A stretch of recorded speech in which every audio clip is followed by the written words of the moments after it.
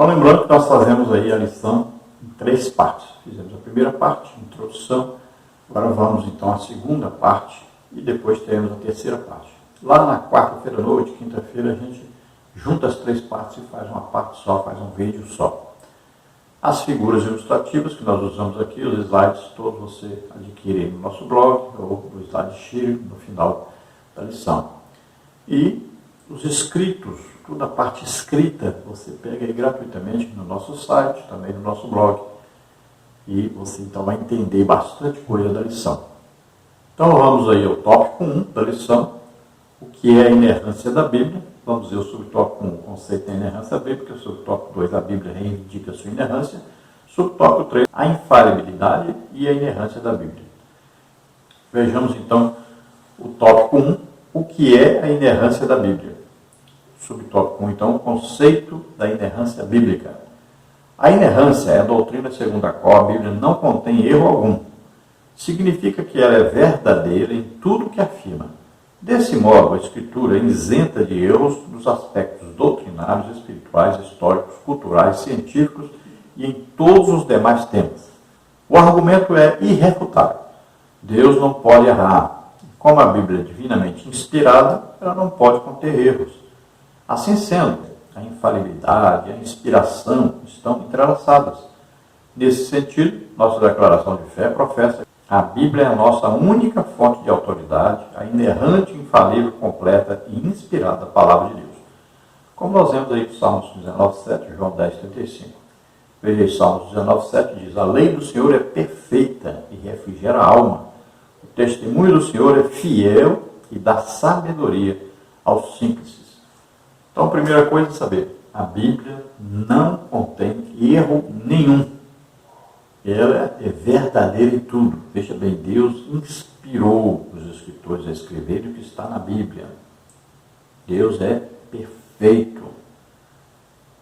Então, Deus conduziu através do Espírito Santo. Então, o Espírito Santo veio aqui inspirando. Tudo que foi escrito foi inspirado pelo Espírito Santo. Foi, então, direcionado, soprado, né?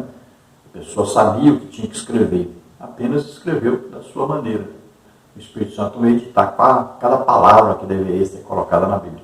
Não, ele veio inspirando, dando revelação, né? Instrução, para que a pessoa escrevesse, mas cada um tinha a sua própria cultura, então escreveu à sua maneira. Mas tudo debaixo do controle de Deus. Então, dentro de todos esses aspectos aí, a Bíblia é a verdade, não contém erros, tudo é confiável, vem de Deus. Você pode apostar sua vida nisso, você pode confiar inteiramente no que está escrito na Bíblia. Então, dentro aí desses temas, né, doutrinários, espirituais, históricos, culturais, científicos, todos os temas, todos os demais temas, o argumento da Bíblia aí é irrefutável. O argumento que a Bíblia é correta em tudo é irrefutável isso. Deus preservou essa palavra, Deus orientou quando foi escrita, Deus está no controle da sua palavra o tempo todo. Então aí, infalibilidade, inerrância, inspiração, tudo isso está o quê? Entrelaçado. Subtópico 2, a Bíblia reivindica a sua inerrância. O termo inerrância não aparece na Bíblia, mas a ideia está presente nas páginas do texto sagrado. No livro de Provérbios está escrito que toda a palavra de Deus é pura. Provérbios 35. O salmista afirma que a palavra do Senhor é provada. Salmos 18:30. Samuel assegura que o caminho de Deus é perfeito e a palavra do Senhor refinada, segundo o livro de Samuel 22:31. Cristo atestou a inerrância ao afirmar que nenhum jota ou um tio se omitirá da lei, Mateus 5:18. O Senhor igualmente ratificou que a Escritura não pode ser anulada, João 10:35, e que a palavra é a verdade, João 17:17. Essas declarações indicam que a Bíblia é plenamente confiável, sem nenhuma falsidade ou equívoco. Toda a palavra de Deus é pura, escudo é para os que confiam nele. Provérbios 35. Então, esse termo escrito inerrância não está escrito na Bíblia, assim como trindade não está escrito na Bíblia. Então, várias palavras nós vamos encontrar na Bíblia. Mas a Bíblia diz exatamente o que significa essa palavra. A própria Bíblia diz sobre a sua inerrância. E nós podemos ver isso em vários escritos da Bíblia, falando sobre a própria Bíblia, da sua inerrância. Então nós vamos ver nos Provérbios de Salomão, por exemplo, né, dizendo que toda a palavra de Deus é pura. Vamos ver que a palavra é provada, nós vemos isso no livro de Salmos, capítulo. Vamos ver isso no Salmos 18. O caminho de Deus é perfeito. A palavra do Senhor é refinada, né, como se fosse ouro refinado. Né? Vamos ver isso aí no segundo livro de Samuel. E nós vamos ver o próprio Jesus dando essa autenticação à palavra de Deus. Ele diz que nem um jota nem um tio será retirado. Então, é Deus que preserva essa palavra, a integridade dessa palavra. Nós vamos ver Jesus citando várias coisas que estão no Antigo Testamento. Então, está atestando que lá é escrito o quê? A palavra de Deus é verdade. Jesus diz que a Escritura não pode ser anulada, como está em João 10. Em João 17, Jesus diz que a palavra de Deus é a verdade. Então veja, não existe alguém que é salvo para dizer que a Bíblia contém erro, alguém que é salvo duvidar da veracidade da palavra de Deus, da infalibilidade da palavra de Deus. Não tem ninguém. Então, o salvo pega a Bíblia, vê, isto é a palavra de Deus, eu posso confiar minha vida nisso aqui, eu posso, se eu seguir isso aqui, eu tenho certeza que eu estou seguindo a Deus, que eu estou seguindo a verdade. Eu posso confiar inteiramente na palavra de Deus. Agora, é claro que existem problemas sérios hoje, né? Porque várias religiões, várias seitas pegaram e mudaram a palavra de Deus. E isso aí é que causa problema. Então você vai, por exemplo, aos muçulmanos, você vai ver que o que era para Isaac, eles colocaram para Ismael. Você vai, por exemplo, na Igreja Católica Romana, e lá tem os livros apócrifos, 7 livros apócrifos. Livros que contêm até feitiçaria no livro. Mas colocaram na Bíblia deles. Aí você vai, por exemplo, Testemunha de Jeová, mudaram a palavra de Deus. Então, você vai aí vendo, né, as religiões. Hoje já tem Bíblia até para homossexuais, por exemplo. Trocaram a palavra, mudaram a palavra de Deus para apoiar os seus pecados. Então, está cada vez mais complicado, mais difícil e vai ficar muito pior, nós sabemos disso. Então vão surgindo, né, as religiões. As pessoas querem que a Bíblia que se adapte ao seu modo de viver, em pecado. Não é que a pessoa que está em pecado pegue a Bíblia e vá se moldar de acordo com a Bíblia. Não. Veja só. É a criatura querendo mandar no Criador. Veja só.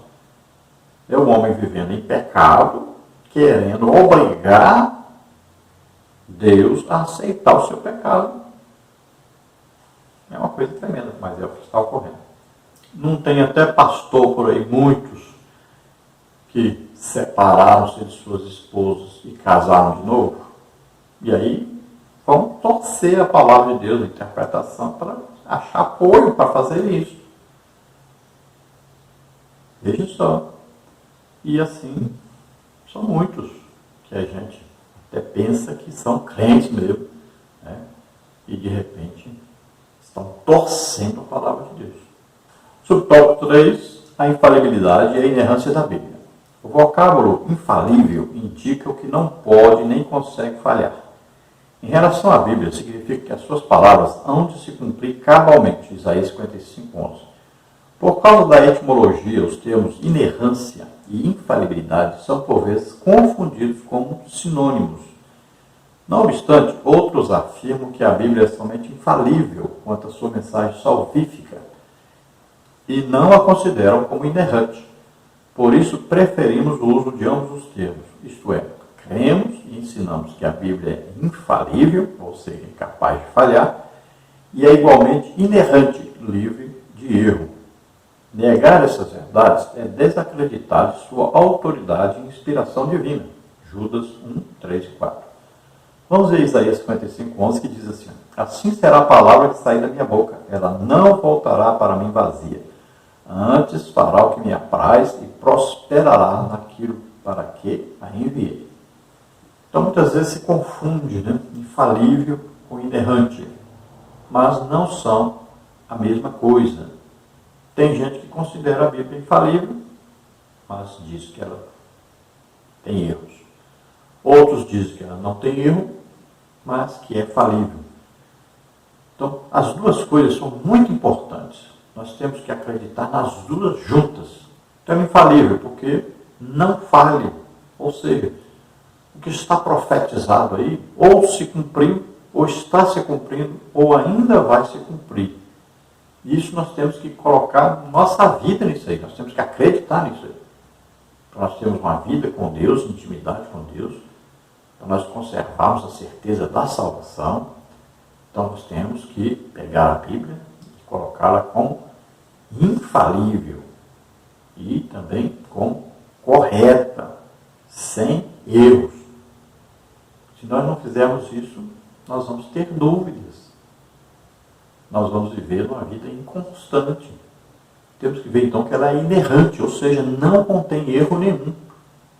Imagine, se você acredita que a Bíblia tem algum erro, ou que ela é falível, como é que você pega uma Bíblia e vai lá no púlpito pregar? Vai pregar num livro que você acha que está errado? Você ensina aí, lendo um livro que para você está errado? Imagine. E existem aí pastores, pessoas famosas aí, que se destacam na igreja atual, que infelizmente pensam assim. Está ensinando aquele livro, lendo ali, pregando sobre aquilo ali, e dizendo esse livro aqui, então, está aí, está errado esse livro, essas coisas que estão escritas aqui, não está certo. Nós temos que contextualizar, atualizar isso aqui. Veja só, como é que pode uma pessoa fazer uma coisa dessa? Então você vê que a pessoa está desviada, está afastada, não está em comunhão com Deus quando a pessoa fala isso. Então para nós a Bíblia é infalível e a Bíblia é inerrante. As duas coisas estão entrelaçadas e para nós são confiáveis. No tópico 2 nós temos aí o Espírito Santo preservou as Escrituras. E nós vamos ver aí, subtópico 1, os manuscritos autógrafos, subtópico 2, os manuscritos apógrafos, e no subtópico 3, os apócrifos e pseudoepígrafos. Então vamos ver aí, subtópico 1, os manuscritos autógrafos. Os manuscritos originais são chamados de autógrafos. São os textos com a grafia de próprio punho do autor bíblico ou de seu escrevente, ou amanuense, como está em Filemão 1,19, Romanos 16, 22. Neles foram primeiramente registradas as palavras inspiradas pelo Espírito Santo, como está no segundo livro de Pedro, ou segunda epístola de Pedro, capítulo 1, versículo 21. Cremos que a inerrância das Escrituras pertence a esses documentos e que as cópias fiéis desses manuscritos preservaram a exatidão dos originais. O Espírito Santo providencialmente manteve a revelação divina incorruptível, como está em João 14, 17, 16, 13 e 14. Fora dessa compreensão, a Bíblia não seria fonte de autoridade. João 5, 39 e Gálatas 3, 8 a 22. Vamos ver então, Romanos 16, 22. Eu, Tércio, que esta carta escrevi, vos saúdo no Senhor. Vamos ver João 5, 39. Examinai as Escrituras, porque vós cuidais ter nelas a vida eterna, e são elas que de mim testificam. Então veja os manuscritos originais, então aqueles que foram escritos aí pelos seus autores, que o Espírito Santo escolheu e inspirou. Então são chamados autógrafos. Agora é claro que existe o caso, por exemplo, de Paulo usar aí o Tércio para escrever para ele. Nós vamos ver Pedro também usando esse artifício de colocar outra pessoa para escrever. Por quê? Porque às vezes a pessoa tinha dificuldade. Pedro, por exemplo, tinha dificuldade cultural para escrever. Tanto é que uma carta é bem, vamos dizer assim, bem polida, a outra não. A outra foi escrita pelo próprio Pedro, que não tem o mesmo linguajar, as mesmas características, né, escriturísticas. Vamos ver Paulo, então ele usava o amanuense, que é uma pessoa para escrever, já que ele tinha, nós vamos ver aí, problemas com a visão. Então, nós vamos ver que existem escritos assim. Agora, não quer dizer que não são originais. Paulo estava ditando, Pedro estava ditando para alguém escrever para ele. Então, essa escritura é original. São chamados, então, os autógrafos.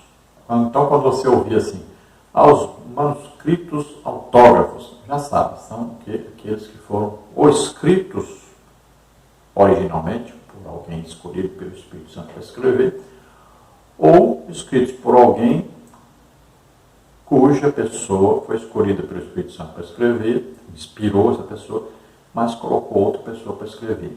Então, são os originais da Bíblia, então, são chamados autógrafos. E Pedro fala claramente, né, que o Espírito Santo inspirou. Então, tudo isso foi inspirado pelo Espírito Santo. Então, os originais, esses não contêm erro nenhum. Tudo bem certinho, tudo organizado pelo Espírito Santo, inspirado pelo Espírito Santo, cuidado, preservado pelo Espírito Santo. Então, não contém erro nenhum. Agora, depois existiu o quê? As cópias desses documentos. Então, aquele que copiou pode ter errado uma palavrinha e tal, mas você vai ler e entender corretamente, não tem problema nenhum. O Espírito Santo também cuidou disso, que se houvesse algum erro, não houvesse prejuízo do entendimento. Agora, nós temos que entender que as primeiras cópias não continham também erro nenhum, porque eram feitas com todo o cuidado, um tremendo cuidado, até um exagerado cuidado. Então nós temos que crer que o Espírito Santo manteve incorruptível, então, os escritos da Palavra de Deus e suas primeiras cópias, integralmente cuidadas, orientadas e tudo organizado pelo Espírito Santo. Se não fosse assim, a Bíblia não seria digna de autoridade. Nós não nos submeteríamos à Bíblia. Nós não usaríamos uma Bíblia. Subtópico 2, os manuscritos apógrafos. As cópias dos manuscritos originais são chamadas de apógrafos. Atualmente existem cerca de 25 mil cópias dos manuscritos bíblicos, a maioria deles em hebraico, grego e latim. Os escribas judeus transcreveram os originais do Antigo Testamento com precisão milimétrica, e as inúmeras cópias dos manuscritos do Novo Testamento também afiançam a credibilidade desses escritos. Nessa perspectiva, cremos que o ato da inspiração aconteceu uma só vez na redação primária da Palavra de Deus, os autógrafos. Mas a qualidade dessa inspiração foi preservada pelo Espírito Santo nas cópias dos originais, os apógrafos. Assim sendo, a versão da Bíblia fidedigna aos originais não deixou de manter a exatidão do real significado das palavras inspiradas por Deus. Mateus 5,18 e 24,35. Vamos ver aí Mateus 5,18 que diz: porque em verdade vos digo que até que o céu e a terra passem, nenhum jota ou um tio se obtirá da lei, sem que tudo seja cumprido. Então agora, apógrafos. Nós vimos aí, autógrafos são os originais da Bíblia. Então aquilo que foi escrito aí por aqueles homens, né, cerca de 40 homens, foram escolhidos para escrever, e o Espírito Santo veio com a inspiração para que eles escrevessem. Aí nós colocamos aí, escrevessem, incluindo que aquilo, por exemplo, Paulo ditava e Tércio escrevia. Então, são originais. Agora, apógrafos, o que quer dizer? São cópias desses originais. Então, agora são aquelas cópias que foram feitas com todo o cuidado para preservarem tudo que estava escrito. As pessoas demoravam aí até um ano para fazer uma cópia de, às vezes, um livro, 2 livros. Então, eram vários pergaminhos, né, rolos, e a pessoa ia copiando palavrinha por palavrinhas, com muito cuidado, uma santificação muito grande. Por isso era caríssimo uma cópia de qualquer livro da Bíblia, porque tudo era feito com muito cuidado. Então não pense que era de qualquer maneira, e nem pense que é rápido. Era uma coisa muito bem feita, com muita santificação, com muito cuidado para preservar o que estava escrito no original. Era tudo escrito e conferido. Então esses apógrafos são dignos de confiança. São cópias perfeitas do que estava escrito. O Espírito Santo inspirou quem escreveu, mas também ele veio para dar àquele que fazia a cópia a segurança, né? Aí a capacidade de copiar corretamente. Nós temos que crer nisso. Então existe aí cerca de 25 mil cópias, imagine, a palavra de Deus. Agora, a grande maioria foram, então, cópias feitas dessa maneira. São chamados, então, apógrafos. Então, são cópias autênticas, corretíssimas, feitas dos originais da Bíblia, ou seja, dos autógrafos. Então, se Jesus disse que nem o J ou o tio poderia ser omitido, é claro, evidente que o Espírito Santo cuidou para que tudo fosse preservado do jeito que estava no original, que ele mesmo, o Espírito Santo, inspirou os escritores a escrever. Subtópico 3, os apócrifos e pseudo-epígrafos. Nossa declaração de fé assegura que os manuscritos apócrifos, escondidos, tais como Tobias, Judite, Macabeus, Baruque e outros, apresentam meros anacronismos, doutrinas falsas e práticas divergentes das Escrituras, a exemplo da oração pelos mortos. O pseudo-epígrafo, falsos escritos, dentre eles a Assunção de Moisés e o Apocalipse de Pedro, foram produzidos por autores anônimos e espúrios, que atribuíram indevidamente sua autoria a profetas e apóstolos. Na Bíblia dos Judeus, atestada por Jesus como a lei, profetas e escritos, Lucas 24, 44, não faziam parte os livros apócrifos, nem os pseudo-epígrafos. Por essa razão, eles não integram o cânon bíblico protestante. Dessa forma, não reconhecemos a autoridade desses livros por não serem inspirados pelo Espírito Santo. E disse, são essas palavras que Jesus disse, estando ainda convosco. Convinha que se cumprisse tudo o que de mim estava escrito na lei de Moisés e nos profetas e nos salmos. Lucas 24, 44. Então veja que esses livros, que são chamados apócrifos, que são os livros não confiáveis, seus autores não são confiáveis e os seus escritos contêm vários erros doutrinários, erros que, se você fizer uma hermenêutica bíblica, você vai ver que não combina com o restante da Bíblia. Não está de acordo com o restante da Bíblia. E foram colocados depois, por exemplo, na Igreja Católica Romana, que adotou aí 7 livros a mais, que são livros apócrifos. Eles queriam forçar que fizesse aí um outro cânon, outra reunião para poder incluir esses livros, mas já tinha se fechado o cânon. Não podia se incluir esses livros. Incluíram esses livros por quê? Porque esses livros davam apoio às suas falsas crenças, aos seus falsos ensinos, principalmente para ganharem dinheiro com esses falsos ensinos. E vemos, por exemplo, essa oração pelos mortos, Isso aí o quê? Para ganhar dinheiro. São as missas, que se arrecada dinheiro para rezar a missa por pessoas que morreram. Aí você coloca aí purgatório, essas coisas, tudinho que eles têm lá, tudo apoiado nesses livros que eles colocaram para poder ganhar dinheiro das pessoas. E nós chegamos ao cúmulo do absurdo de ver isso. Assunção de Moisés, Apocalipse de Pedro.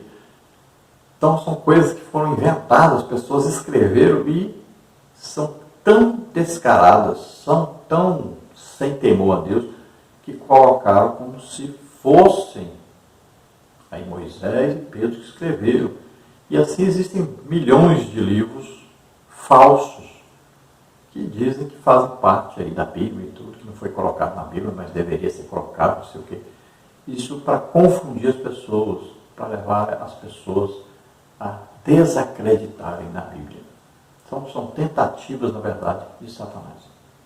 Então você vai ver que esses livros apócrifos não estão na Bíblia dos judeus e não estão nas Bíblias protestantes, ou seja, evangélicas, porque não foram verificadas minuciosamente quando houve ali o cânon da Bíblia, porque já viram que tinha muito erro, seus autores não eram confiáveis e a maioria desses livros nem foram colocados aí para serem lidos, estudados, ou ver se tinha alguma veracidade, ou se era autêntico. Nada disso nem foi feito. Tão absurdo que era. Então, o que nós temos na nossa Bíblia é o que nós consideramos verdade, sem erro, sem defeito, são aí irrefutavelmente a palavra de Deus. Então nós podemos pegar a nossa Bíblia aí e tranquilamente colocarmos a nossa vida nisso, que ali está a palavra de Deus, inerrante, infalível. Pode confiar inteiramente, pode pregar essa palavra, pode ler essa palavra, leia todo ano, a Bíblia toda, e você vai ter uma vida maravilhosa com Deus e em todos os aspectos, em todas as situações da sua vida.